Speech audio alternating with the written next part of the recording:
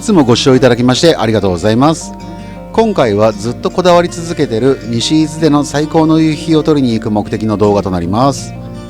西伊豆では3月が一番綺麗に夕日が見れるとのことで、本当は民宿の紹介動画にしたかったのですが、泊まりに行く予定が立てれなかったので日帰りでのお出かけとなります。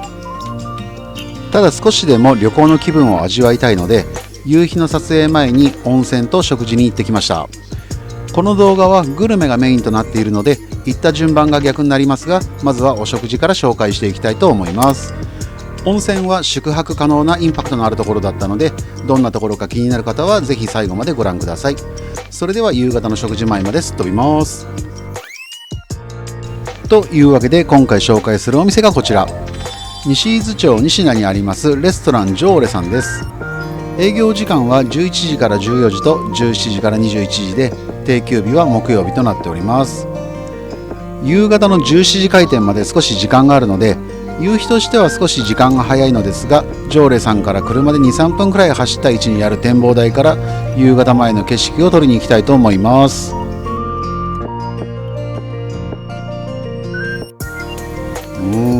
食事前のいい運動になりそうです。意外とすぐに展望台に到着しました。どうやら見えてるところの先端まで行けるみたいなので、ギリギリの場所から景色を撮影したいと思います。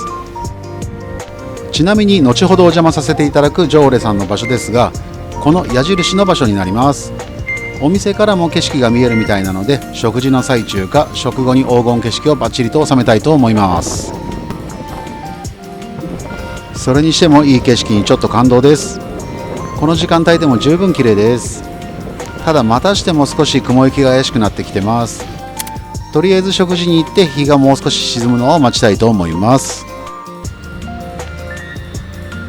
というわけでお店の前まで戻ってきました。水平線のあたりまで日が沈むのにあと1時間ぐらいでしょうか。お店からも夕日が撮れそうだし、ゆっくりとお食事が楽しめそうです。ジョーレさんの口コミなどを事前に調べたところ、ボリュームがすごいとか雰囲気が良いとかが多く、お店としては40年以上営業している老舗の洋食屋さんのようです。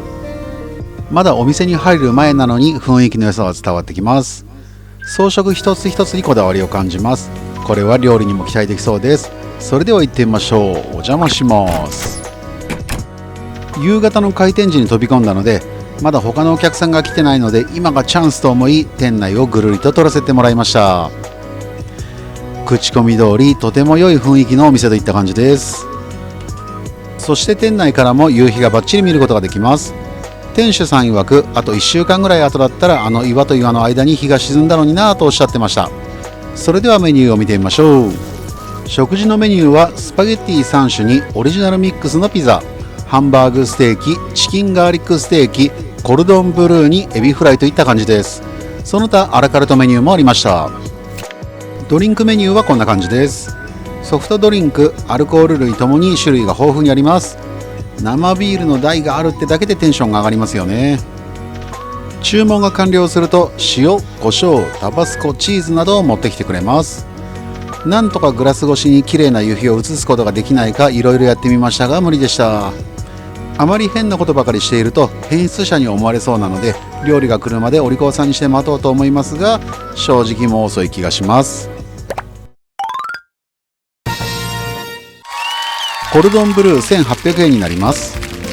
コルドンブルーとはお肉の間にハムとチーズを挟んで揚げたオフランスの家庭料理のようです。フランス語で言うとコルドンブルー、日本語ではコルドンブルーって何にも変わってないですね。それにしてもこのボリュームすごくないですか？上から撮影しているため伝わりにくいのですが、サラダの量が半端ないです。本当はカツもまあまあの大きさなのですが、サラダが予想以上に多いのでカツが小さく見えちゃってます。そしてお肉の間にはチーズとハムがしっかり入ったカロリー爆弾ですが、カロリーと美味しさは比例していると思ってるのでしゃあないです。しかも場所によってはこんなにチーズが入ってます。チーズ好きにはたまらん一品となっております。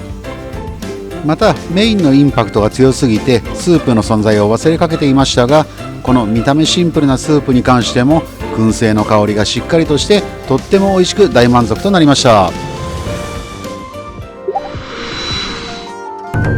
続いてはスパゲティのシーフード1500円です。先ほどのコルドンブルー同様、このパスタもすごいボリュームです。シーフードスパゲティはスープスパのようになっており、とてもいい香りです。具沢山の魚介の旨味がしっかりと出ているのがわかります。それにしてもすごい種類です。渡りガニ、エビ、ムール貝、アサリ、ホタテ、イカなどとにかく具沢山なので、そりゃ美味しいに決まってますよね。このシーフードスパゲティは第一印象のお皿の大きさはもちろん、魚介の香りの良さと具沢山に本当に驚かされました。また一緒についてくるサラダもとっても美味しかったです。ふと夕日が気になって外を見たら、雲で夕日が完全に隠れちゃってました。決して食事に夢中になって見逃したわけではないですよ。会計を済ませて外に出てみましたが、曇り空で黄金景色は見れずじまいでした。またの機会に期待したいと思います。今回は西伊豆町のジョーレさんを紹介させていただきました。店内の雰囲気も良く、お店の中から見える景色も素晴らしく、食事のコルドンブルーもシーフードスパゲティもとっても美味しかったです。ごちそうさまでした。続いてはジョーレさんの前に行った西伊豆町の温泉宿を紹介したいと思います。3月は旅行に行くことができなかったため、少しでも旅行気分を味わうために温泉だけでもと思い、西伊豆町温泉で検索し、ナビに入力したらこんな景色のいいところを通ったため、思わず動画を撮っちゃいました。山の中を走っていると三つ股を発見。これは紙幣などにも使われる樹木で、縁起が良いとして鉢植えや切り花として購入される方もいるぐらいのものが山に自生していました。こういった発見があるのも旅の醍醐味ですね。というわけで目的地に到着です。今回お邪魔させていただく施設はこちら、静岡県賀茂郡西伊豆町にあります山彦荘さんです。こちらは昭和48年に廃校した小学校を地元住民の校舎存続の強い要望により改装し、昭和51年に宿泊施設山彦荘として開業。その後豊富な温泉を利用して25メートルの温泉プールが完成したり、食堂等の完成や耐震補強と改装工事を行い、平成23年にリニューアルオープンしたとのことです。今回こちらでは日帰り温泉のみとなりますが、少しでも参考になればと思います。それでは行ってみましょう。お邪魔します。建物内部は小学校時代の面影を残したどこか懐かしい雰囲気があります。この廊下から先は宿泊の方のみとなります。改装された教室に泊まれるなんてここでしか体験できないですよね。また廊下の手前には宿泊者用の浴衣やシーツなどがありました。宿泊者用の廊下の逆側に温泉があります。温泉のみの利用者の料金は600円になります。西伊豆町民なら400円みたいです。それでは行ってみましょう。脱衣室はこんな感じになっており、後ろ側に荷物を置く棚があります。ここにロッカーはなく、脱衣室に入る前にロッカーがあったので、貴重品がある場合は受付でロッカーの鍵を借りるのかもしれませんが、そもそも貴重品なんて持ってないので全く気にしてませんでした。で、湯気で曇って何も見えません。再度取り直します。お風呂の中はこんな感じになっております。入り口の扉にも書いてありましたが、シャワーの調子が悪いようで、この日は少し水圧が弱かったです。ちなみにお風呂ですが、右側の小さいお風呂はぬるめの温度になっており、左側の大きいお風呂は激熱です。もしかしたら先に小さい方から入ったため、こんなもんかと余裕ぶっこいて大きい方に入ったので、余計に熱く感じただけかもしれません。最初はその激圧具合にも驚きましたが、慣れてくるとこれが心地よく、お風呂から上がると体中に血液が巡っているのがわかるくらいでした。本当に湯治とはよく言ったものです。というわけで、もう少し激圧風呂で癒されたいと思います。お風呂から上がり、休憩スペースの横には牛乳の自販機があり、伊豆でしか飲めない 100% 伊豆産のミルクとのこと。自販機には牛乳とコーヒー牛乳の2種類しかなく、コーヒー牛乳は大人気のようで売り切れとなっていたため、牛乳を購入してみました。牛乳瓶で飲むのなんて何年ぶりだろうか。記憶に新しい方はきっと温泉巡りが好きな方なんじゃないかと思います。久々に瓶の牛乳を飲んだ感想は、美味しいのは当然として、瓶の口当たりが生ビールの大ジョッキよりもはるかにでかいというのが印象的でした。受付正面と横の壁にはいろんな方のサインもありました。